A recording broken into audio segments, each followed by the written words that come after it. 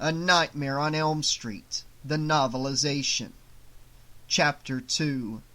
And then Tina was running. She didn't know how she slipped past the man in the red and green sweater, and there was no time to stop and think it over. Tina was running for her life, faster than she had ever run before. But as fast as she ran, the man with the deadly finger knives was never more than a few steps behind her. Tina was gasping for breath now, knocking over trash cans to slow down her pursuer. But nothing she did seemed to make any difference.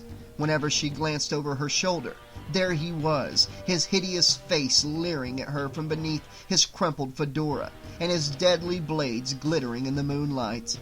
Then abruptly, Tina was no longer on the city streets, running instead across what seemed like an endless stretch of identical suburban lawns. Tina shouted for help, sure that someone would hear her and save her from the maniac who seemed determined to kill her. But there was no answer to her desperate cries, and the only sounds Tina could hear were those of her own labored breathing and the pounding of her bursting heart. And then she stopped for a second to catch her breath and looked behind her. There was no one there. Thank God, she thought, her lungs aching after her long, hard run. She looked around to get her bearings and suddenly realized that she was on her own block again. Boring old Elm Street had never looked lovelier.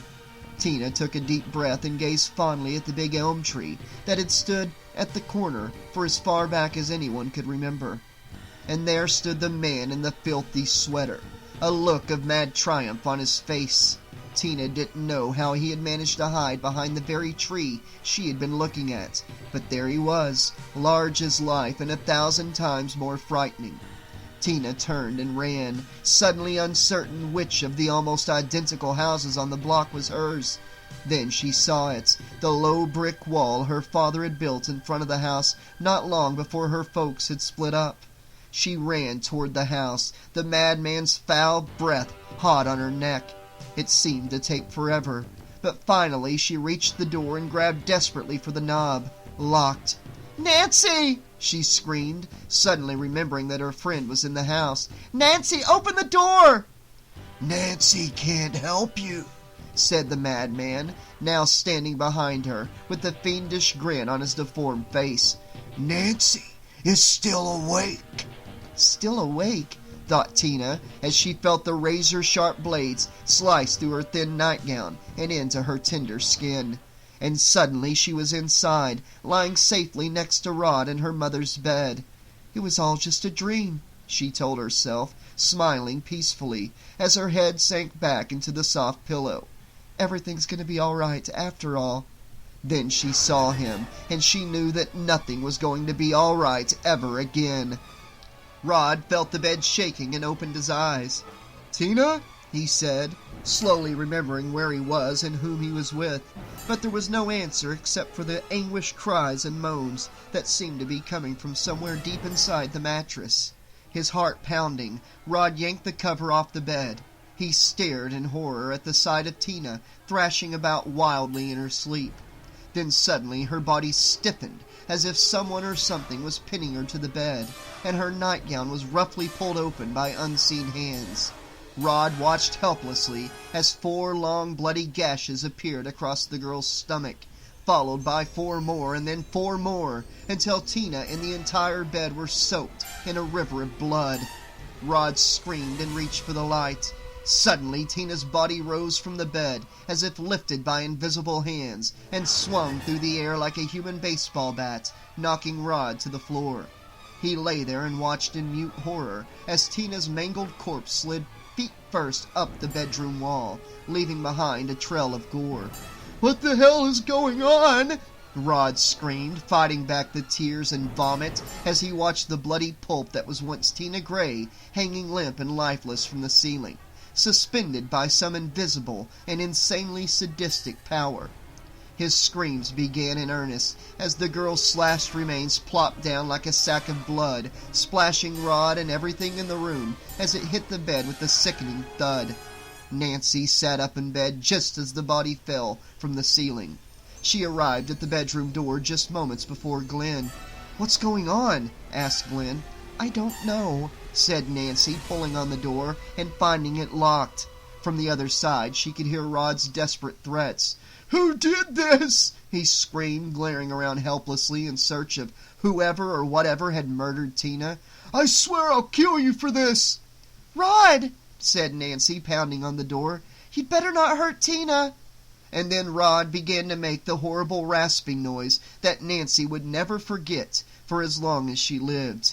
She was still trying to decide whether he was laughing or crying when Glenn barreled into the door like the star football player that he was. The door burst open, and Nancy rushed in and saw the blood, Tina's blood. The same blood that soaked the bed, the walls, the ceiling, and the curtains around the window through which Rod had made his escape. And then Nancy saw the hacked remains of her friend's body. She wanted to cry, but she didn't. Tears wouldn't bring Tina back to life, and they wouldn't catch the sadistic son of a bitch that had killed her. Someone would pay for this. Nancy swore it, even as the vomit began to surge upward from her throbbing guts.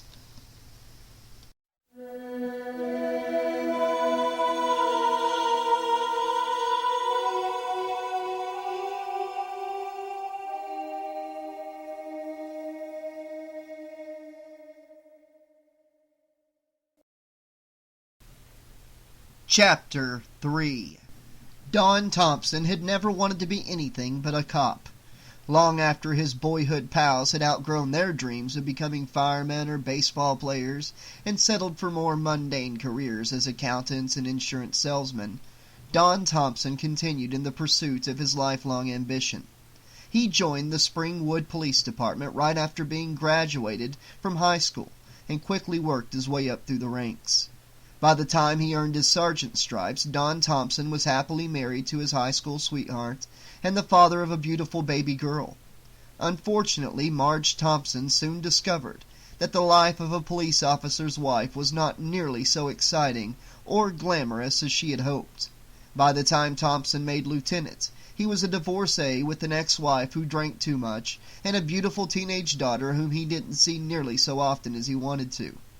Thompson was dreaming about the old days, when he and Marge were still able to carry on a civil conversation, when he was abruptly awakened by the emergency telephone call. He dressed quickly, gulped down a cup of coffee, and drove himself downtown to the police station. It was Jerry Parker, one of the new patrolmen, who met him at the door. "What have you got?" asked Thompson, getting right down to business as usual. He would never admit it to anyone, but this was exactly the sort of case he used to fantasize about when he was a little boy, dreaming about growing up to be a cop. Murders didn't happen every day in quiet suburban communities like Springwood, and the ones that did were usually open and shut cases of a drunken husband shooting his wife over some real or imagined infidelity. "Razor was the weapon, according to the coroner," said Parker, glancing at the report in his hand. "Or razors, more likely. Looks like it was the victim's boyfriend that did it. Guy by the name of Lane?" "Lane?" echoed the lieutenant, not sounding very surprised. "Musician type. Couple of priors for brawling, drunk and disorderly, a real troublemaker. Anyway, we got no parents to claim the body. According to the other kids, the father split a couple years back and the mother's in Vegas. We're trying to reach her now." "Terrific," said the lieutenant as they reached the interrogation room. What the hell was she doing there? "She lives there," said the puzzled patrolman. "I don't mean her," said the lieutenant, sounding very annoyed. He turned to the girl who sat beside her mother in the brightly lit room. "I mean you." Nancy Thompson looked up at her father. "What was she doing there?" he demanded, turning angrily at his ex-wife. "Hello to you too, Donald," said Marge Thompson, a cigarette in her trembling hand. "Marge?" he replied, struggling to control his quick temper. He took a deep breath and looked at Nancy. "How you doing, baby?" he asked, forcing himself to smile. "I'm okay, Dad," said Nancy, disturbed by her father's unconvincing smile. She wondered if she looked anywhere near as bad as she felt inside. "That's good," said the lieutenant, exchanging a worried look with his ex-wife. Then he looked hard into Nancy's eyes and took another deep breath. As a police officer, he knew he needed to be patient and tactful in extracting the necessary information from the girl. But as a father, There were questions he wanted answers to right now. "I don't want to get into this right now," he began. "God knows you need time." He paused for a second, and suddenly the anger and frustration of the frightened father overwhelmed the cold detachment of the trained cop. "But I'd sure like to know what the hell you were doing shacked up with 3 other kids in the middle of the night, especially when one of them is a lunatic delinquent like Rod Lane." Nancy recoiled as if she had been slapped. "Rod's not a lunatic," she said, knowing even as she spoke how absurd her words must sound. "You got a sane explanation for what he did, baby?" "Tell him how jealous Rod was," said Marge, placing a hand on her daughter's trembling shoulder. "Tell him about the fight they had." "It wasn't that serious," said Nancy quietly, slouching deeper in her chair as she struggled to make sense of the terrible thing that had happened that night. "Not serious?" said her mother. "You don't think murder is serious?" Then suddenly Nancy was sitting upright, her eyes flashing with indignation. "Tina was my best friend in the whole world." "How can you say I don't take her death seriously?" she shouted. Marge nodded to indicate her apology, and Nancy continued in a softer tone. "All I meant was that their fights weren't that serious." She was quiet for a moment, and then suddenly she remembered why Tina had asked her over in the first place. "Tina dreamed this would happen," she whispered, more to herself than to her mother or father. "What?" "She had a nightmare about somebody trying to kill her. That's why we were there. She was scared to sleep alone." "Of all the lieutenant began, but Marge cut him off in mid-sentence. "Nancy's been through enough for one night," she said. "You have her statement." Then, ignoring her ex-husband's glare, she took her daughter's hand and stood up. Thompson was about to order them to sit down, and then thought better of it. He would have a long talk with Marge about the way she was bringing up their daughter, but this was clearly neither the time nor the place for that particular discussion.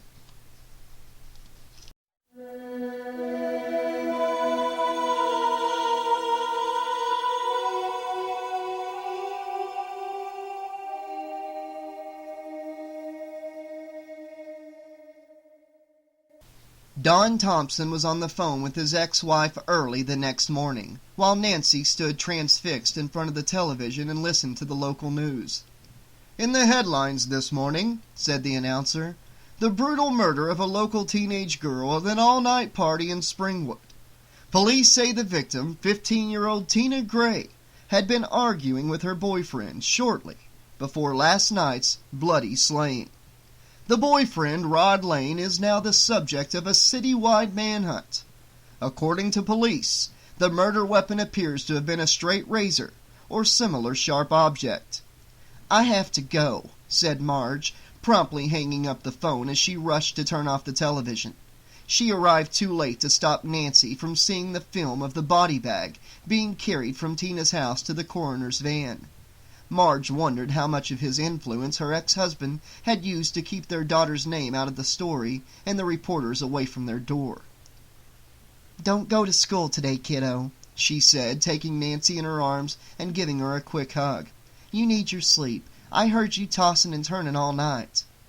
"I've got to go to school, Mother," said Nancy, gently freeing herself from her mother's embrace. "Otherwise I'll sit up there and go crazy." "Did you sleep at all?" "I'll sleep in study hall," Nancy promised.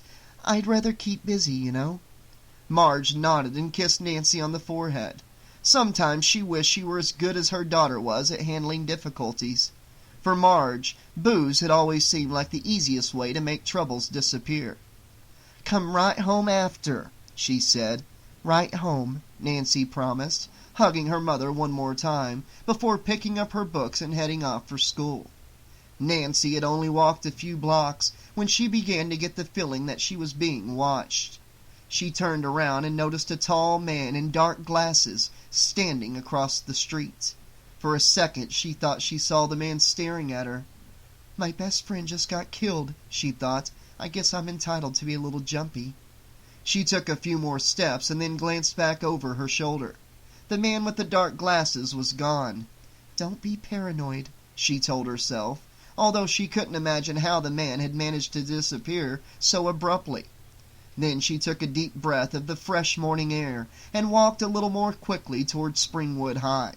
She was only a block away from school when a strong hand clamped over her mouth and she was dragged into the bushes. Nancy had barely begun to struggle when she realized she was being held by Rod Lane. "Don't scream," he whispered. "I'm not going to hurt you." He waited until Nancy stopped struggling before removing his hand from her mouth. "Your old man thinks I did it, didn't he?" "Did you?" asked Nancy, as calmly as she could, with her heart pounding like a jackhammer. "Of course not," said Rod angrily. "I never touched her." "You were screaming like a madman." "Someone else was there," he said, knowing even as he spoke how crazy he must have sounded. Nancy looked at Rod for a long moment and shook her head. Instinctively she knew he was telling the truth, and yet— "The front door was still locked when the police came," she said, trying very hard to make sense of Rod's story. "And the bedroom door was locked from your side." "Don't look at me like I'm some kind of fruitcake," said Rod. "I swear I never hurt Tina."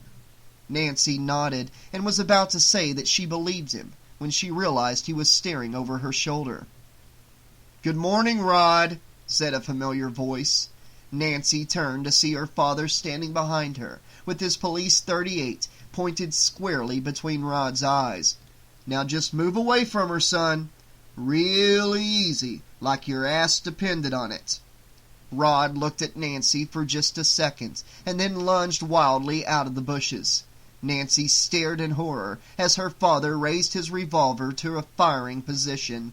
"No!" she screamed, jumping between Rod and her father. "Are you crazy?" shouted Thompson, pushing Nancy aside as he took off after Rod. The chase was a short one. Rod had already been wrestled to the ground by the tall man in the dark glasses. Even as two uniformed policemen roughly shoved Rod into the squad car, Nancy could hear the boy insisting that he hadn't done anything. She waited until the car door slammed before turning angrily to her father. "You used me?" she said. "What the hell did you expect?" he asked, bewildered and more than a little annoyed by his daughter's attitude.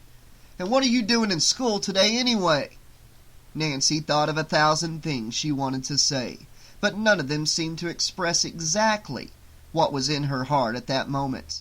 Instead, she simply turned away and strode briskly toward the school building.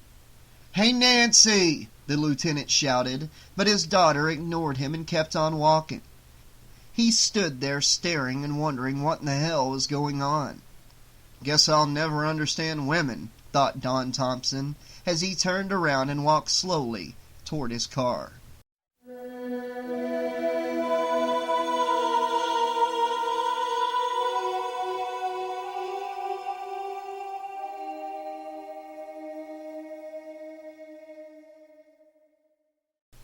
Okay, Slashaholics, this has been chapters 2 and 3 of A Nightmare on Elm Street, the novelization of the first film.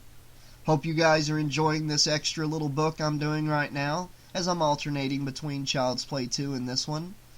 Gave you a little bit of a double dose tonight, a Child's Play 2 upload and a Nightmare on Elm Street upload. Really enjoying this so far. Not a whole lot of extra stuff going on, but a good story, a great movie, and I'm looking forward to narrating the rest of it. Let me know in the comment section what you guys think of it so far, and if you're excited to see where it goes. Maybe there's some differences, who knows, I've not read it yet, this is my first read through. And I'll be back very soon with more of it. But until then, this has been your friendly neighborhood 80s slasher librarian saying, thanks for listening, have a great night, and pleasant dreams!